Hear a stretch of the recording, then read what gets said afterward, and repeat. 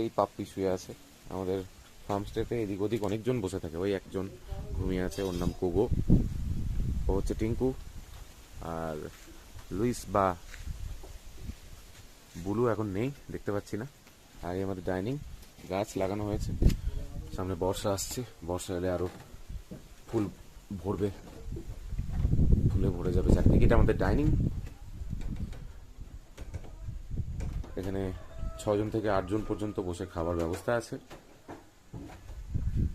ডাইনিংয়ে বসে একটা বিস্তীর্ণ ভিউ পাওয়া যায়। রাতে যখন এই লাইটগুলো জ্বলে তখন আরও পরিবেশ অন্যরকম হয়ে যায়। আর এখানে কিছু টেবিল, ওখান থেকে পাহাড়ের একটা বিস্তীর্ণ ভিউ। হিলস্টপ চাহার ডাইনিং থেকে এই ভিউটা প্রত্যেকেই পেতে পারেন। আমাদের যারা সার্ভিস দিচ্ছেন সেই দুজন দাদা, তার বাড়ি এটা, আর ওইদিকে একটা বাড়ি। প্রেমিসেসের মধ্যেই সব কিছু নিয়ে এই ছোট্ট জায়গা। আর এখানে আমাদের ছোট্ট ফার্মস্টে হিলস্টপ চাহা।